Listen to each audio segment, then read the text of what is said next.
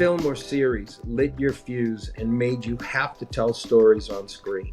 The very first film I can remember even going to see was Goldfinger. My family, we went to the drive-in theater, the Fairhaven Drive-In Theater, I think it was. And I grew up in New Bedford, and that's the next town over.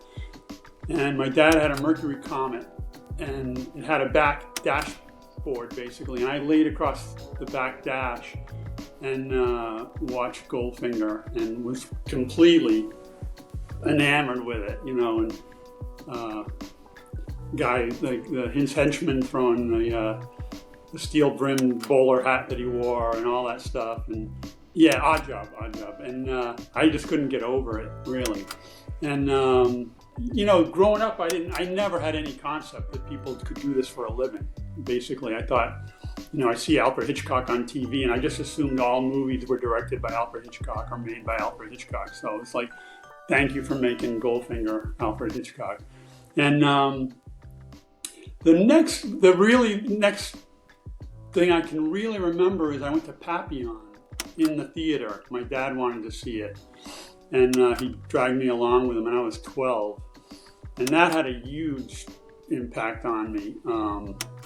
For years, when Dustin Hoffman can't jump at the end of that movie, when Steve McQueen's figured out that it's every seventh wave will carry you away from Devil's Island, and Dustin Hoffman tells him he can't do it, he doesn't have the guts to make that jump into the water, and he's staying behind. I was kind of staggered by that. I never forgot it. And I remember I met Dustin Hoffman very briefly at Show West one year, and I was looking at him while he was talking, and I was like, "You have to make that jump. You gotta jump off the cliff with Steve McQueen." But so that just had an emotional effect on me. I realized how a movie could really get you emotionally, and it stayed with me. And after that, it was really Cool Hand Luke, which was, for some reason, it felt like every time you put on Channel 56, they broadcast out of Boston, Cool Hand Luke was on. And I'd see it from an hour in, 10 minutes left. And I remember I have the dialogue memorized from that movie. I didn't know it, but it made me aware of writing in a movie, especially when the guard makes the big speech about all the things that you can end up in the box for. The New Art had a festival of CinemaScope in, I don't know, 25 years ago, 30 years ago, and I finally got to see it projected, and it was like a religious experience. But I think the film that had the most effect on me was Breaking Away. And I forget how, I was 18 or 19 maybe, or 7, sort of towards the end of high school, I think, when I saw it. And it was the first movie I had ever been to that I thought that the main character was me in a way. And I had grown up in a fishing town. My dad was a fisherman. My uncles were all fishermen. And they all did something that I obviously as a kid didn't do. And Breaking Away when, you know, the dads are all stonecutters, and that occupation has kind of faded away and doesn't exist anymore in the movie. And the kids have this yearning to be like their dads, but they can't.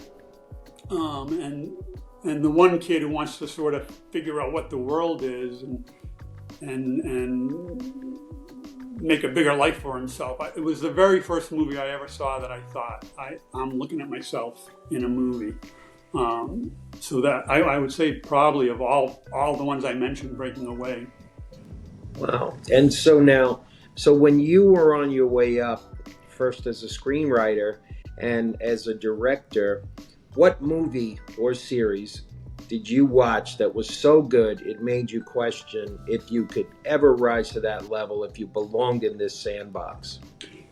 Yeah, I think in a lot of, I didn't go to film school on a lark, but I kind of did, because I didn't even know there was such a thing existed, and I found out about film school and decided to go to film school. And I remember going with a friend of mine to see RoboCop. And it wasn't so much that I didn't think I could ever do something like that, although I had no idea how you made a movie like that. But just how clever that movie was. And I think groundbreaking in a way when it came out. I was so stunned by it, that how you could think that way and get in that kind of social commentary so smoothly without preaching it all, and with this visceral story at the heart of it. I was really like, boy, that how do you even conceive of something like that and do that? So I was in film school then, and I think probably around 1988 maybe, when I first started working and I was making money and writing horror films and earning, so to speak, and hoping checks cleared. I got paid for a movie once and the check bounced, but I went to see Moonstruck, John Patrick Shanley, who's a kind of a genius, and I thought that movie was so expertly executed. He takes New York and he makes a fantasy world out of it, but just very subtly, and then, does his sort of fable almost in there with some fantastic dialogue, and Nicolas Cage is this character from out of a dungeon someplace, and Cher's great in it, but it's like clockwork, and it has a huge ensemble, which I really admired, that he got all those. It's like the Ed Sullivan Show where they used to spin plates on the ends of sticks, and the guy would always, the one plate that started to wobble, he'd get it spinning again. And that was Moonstruck to me, because there's so many, the parents and the in-laws and the Danny Aiello, and there's so many characters, and he has them all rolling and going and kind of dancing around each other. And I was really amazed by that. I thought, I don't know that I could ever pull that off. And several of my movies subsequently were big ensemble pieces, and I always enjoyed doing that. Knight's Tale especially. My new movie is to just see how many characters you can get going all at once, and service them all and honor them all. But when I saw Moonstruck, I thought, that's something I can't do. I just can't do that. Huh. Well, now, whether it was the success of something that you did or approval from someone whose opinion really mattered to you, what first gave you the confidence that, yeah, you could do this, you did belong? Yeah, I had written a couple of specs that sold, and I had written sort of a whole series of them, and I had sold two of them to Warner Brothers in 92, I think, 92, 93, around there. And neither of them ever got made, but they bought these two specs from me, and they offered me an old-fashioned writer's deal at Warner Brothers. You're writing exclusively. It's one of those crazy things, like you have to write 3 scripts. What are they? I don't know. But you have to write 3 scripts, and you can bring us ideas, we'll bring you ideas. And it was literally a writer's deal out of the 1930s or 1940s. And they gave me an office on the lot. All my favorite movies were Warner Brother movies. Well, a lot of them, Cool Hand Luke being one, Clute being one. And I was, but it wasn't that, but I was at Warner Brothers, and with an office, no toilet. I had a parking spot that they were going to stencil my name on someday, but they hadn't done it yet. But I knew which part was mine. And I was walking through the parking lot, and I looked ahead of me, and Dick Donner was getting out of one of his Rolls Royces, and I had one of my kids with me, and he stopped and started talking to one of my kids, and then asked me what I did for a living. And the next thing I knew, I was working for Dick, and I wrote a couple of films for him that got made, a bunch that didn't get made. I'd consult on stuff. He'd always drag me in. But he I don't know why, because we had very different personalities, but Dick took me under his wing and basically was like a dad to me. He became a father figure in a lot of ways. And he believed in me. And it's the first professional person of that stature that ever, I felt like he thinks I can do something that I'm not sure I can do. And to the point where I had written this script, Conspiracy Theory, that Dick came on and attached himself to, and we made that film. And we were at odds a lot of the time about the tone and how to do it. And I'd be grumpy and mad, and I couldn't figure. I'd heard so many stories about if you disagree with the director, they get rid of you. And I couldn't figure out why I was still in the movie. And I was walking to lunch. We had broke for lunch, and we were in Manhattan. And I was walking to lunch, and he came driving up. He had a golf cart that he was driving around on the streets. And he said, "Get in." And he said, "You're not happy with what I'm doing." And I said, and I wouldn't say it. And then he said, tell me you're unhappy. And I thought to myself, okay, here, I'm getting fired. He's sending me home. And I said, yeah, no, Dick, certain things I'm not happy.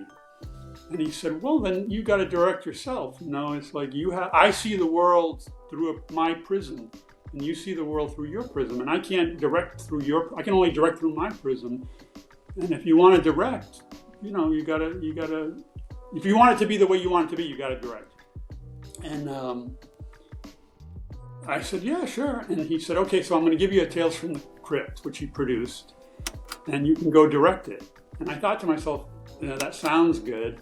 And an hour later, my agent called and said, they called from Dick Donner's office. They want you to do a Tales from the Crypt. And that's the first thing I directed. And he took me with him. He's going somewhere on the Warner jet. It's the Bob and Terry years when Warner Brothers was Warner Brothers. No offense to Warner Brothers now, but it was once, if you're listening, the greatest film studio on the face of the earth. And he just wanted me to see how the other half lived, and he showed me, and I adore him. I love him. And that's who made me feel like I belonged. So now you mentioned those specs, and when I was just doing a little cursory, reading, I remember The Ticking Man. I remember because I was writing about spec scripts all the time. Now, so that sold for like $1 million, but it came in a ticking envelope or a box or so. You got to tell me that story. Yeah, so I wrote that. It was kind of a crazy story. I had this friend who died recently, Manny Cotto, and we were best friends. And we were both working in horror films, and we were trying to think of how are we, all these big action movies were coming out. We knew we had to reinvent ourselves in order to not get left behind, because no one would think of us in any other way. And we got on the phone one night, and he said, let's not get off the phone until we come up with an idea we can sell for $1 million. Having a laugh.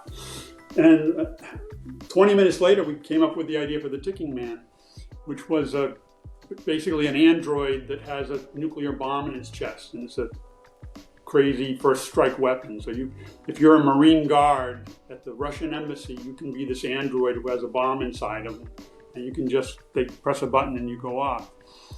And it's an abandoned program, and the guy escapes and wants to fulfill his destiny. And we were going to send the script out, and Manny had this idea to let's send out ticking clocks, which he painted. He was an artist, and he did an emblem for the film and stuck it in. And we set all the alarms to go off at 4:00.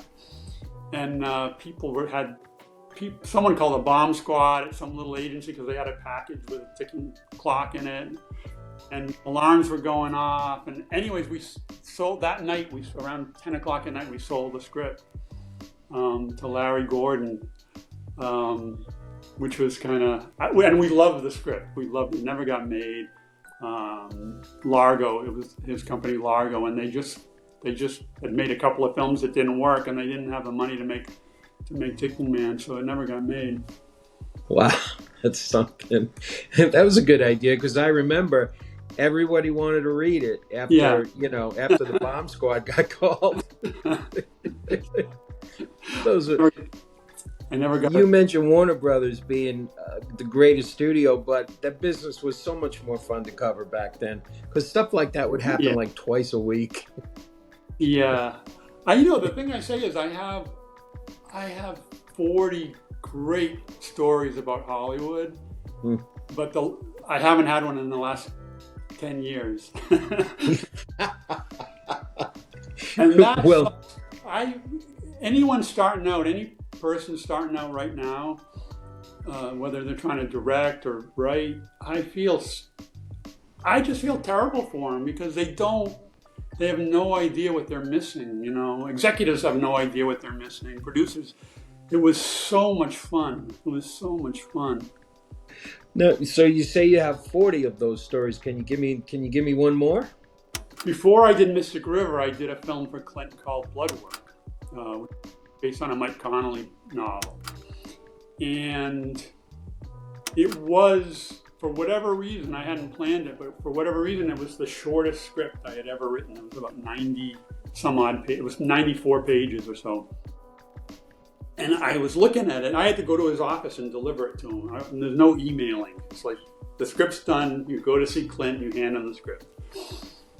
And I was nervous about the length of it because I was afraid he would think, "What is this? You didn't do your job, And I go into his office. And he says hi, and I hand him the script, thinking in my head like, "Boy, I just hope he doesn't think it's too short."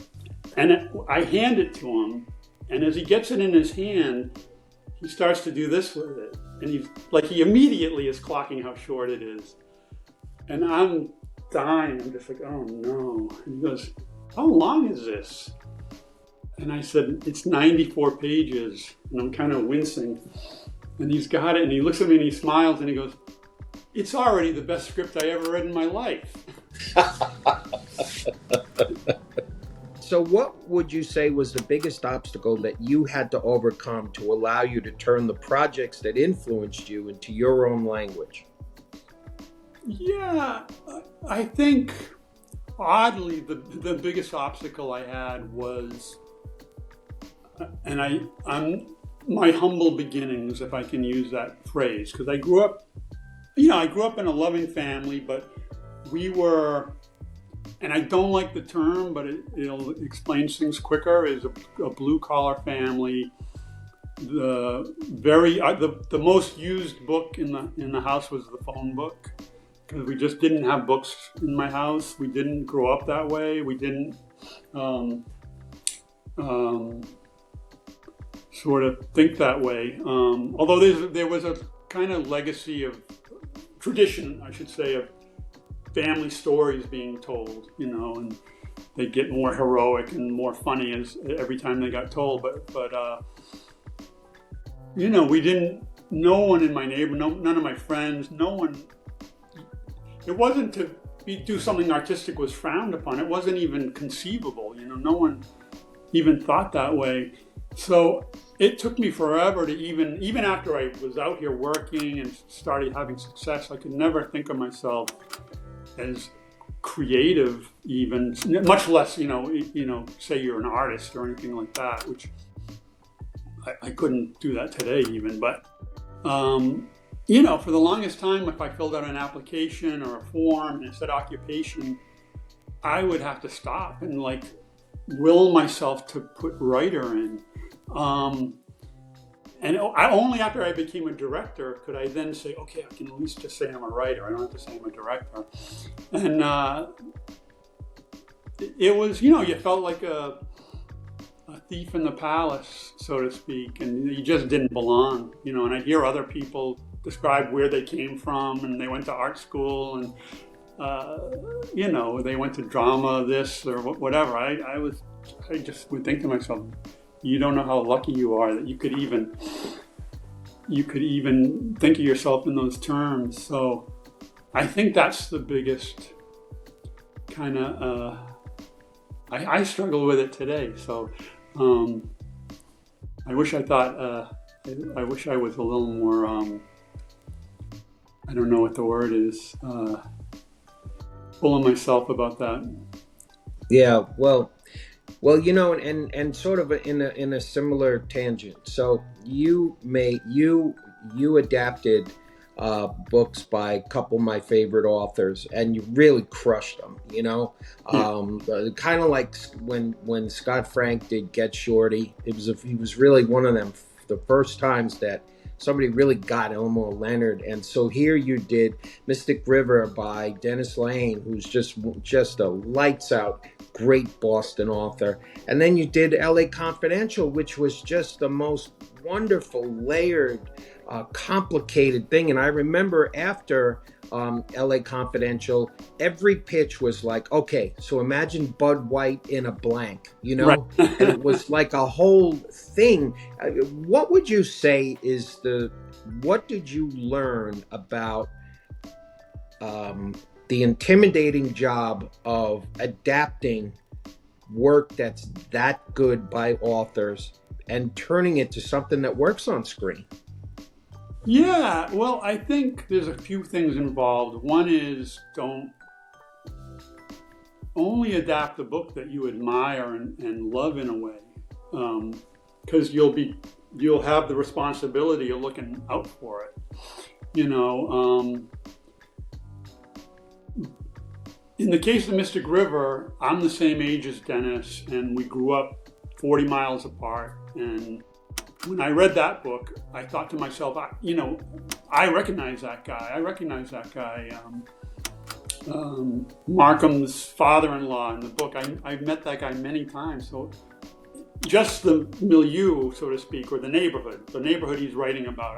I grew up in a neighborhood like that, and I immediately recognized all those characters. So I had that going for me.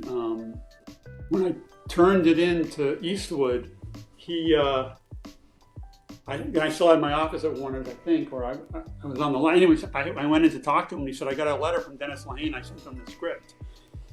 And I was thinking to myself, I hadn't talked to him. I didn't really know him yet at that point, Dennis. And I thought, oh boy, here we go. and Clint, it was very complimentary. It was very short. And it ended with Dennis saying, this should be taught at film school. This adaptation should be used in film school as to how to adapt a novel. Wow. And then Eastwood goes, so I think we're in good shape. And I'm like, yeah, we're in good shape. LA Confidential, I was a huge James Ellroy fan. His Lloyd Hopkins books, LA Homicide Cop, that he wrote when they were shorter, kind of detective procedurals. I love those books. And then I read all his books. And when I first met Ellroy, I said, that's what a writer looks like. That's a writer. I don't look like that, but boy, does he look like a writer. But anyways, The Big Nowhere had come out, and I loved that book. And there was a book signing on some bookstore on Hollywood Boulevard, and he was signing books. So I went down to meet him. This is before he's even written LA Confidential. And there were 3 people in line. 3 people had shown up, and which made me furious. But anyways, he's taken it in stride. He's on his 900th book signing. And I got to talking to him about Blood on the Moon, which was one of these Lloyd Hopkins books that got adapted that I thought they had completely blown. And I was telling him why, and he agreed with me. And we didn't become friends, but we had this, there was no one there, so we talked for like a half an hour. And I left. And then when the David Wolper option, The Big Nowhere, the LA Confidential, I just pounded on the door to get that job. And finally had a meeting at Warner's to talk about it. And at the last second, they called and said they had canceled the meeting because they had hired Curtis Hanson.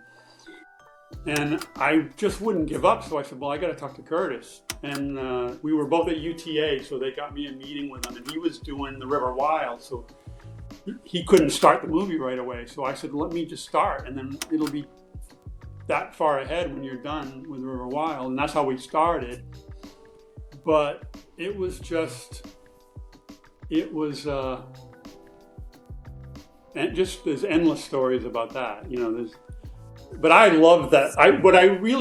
Speaking of Bud White, I loved him because everyone thought he was everyone thought he was a dope, everyone thought he's the muscle, he's the guy they bring in to scare the other guy, and he was underestimated. And as odd as it sounds, I related to that character. I'm unexpected. No one thinks some guy from Podunkville is gonna show up and know how to do anything. And I use that as sort of my guidepost to my end of adapting that book. And the joke was when finally after how many drafts we turned it into Warner Brothers, which is still the great studio at that time, but they passed. They just said, we don't know how to do this, and we passed. And they put it in turnaround. And Curtis went out with it with a presentation, and he presented it to Arnon Milchan.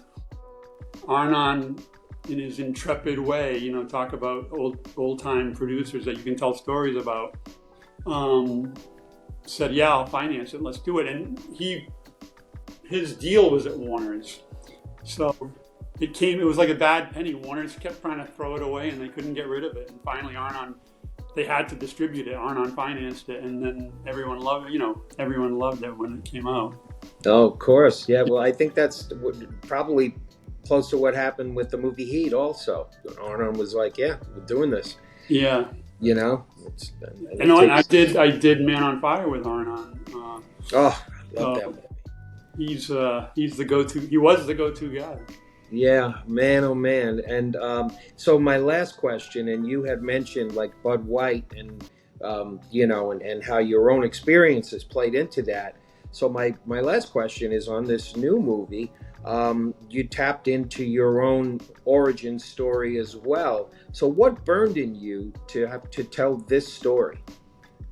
Yeah, Finestkind is the story of a lot of it, not entirely, but it's the story of me going fishing and at the same time me wanting to see the world and what was out there. And it's write what you know, they always say, right? So, and I had fished, my dad had fished, but it just ended up, instead of being probably it should have been the first movie I made, and it ended up being the last movie I made, or the most recent, hopefully not the last. But it just, for whatever reason, the timing finally fell together, and it was the right time to go, and got the cast finally that I thought really worked well, and so yeah, I'm very proud of that film. Everyone, and we had a great group of actors. Ben Foster, who we sent out fishing. They all went out fishing on boats, and were out to sea for a week, and had that as a boot camp. But it's a story of class in a way, and it's a story of fathers and sons. And I shot it in my hometown where I grew up.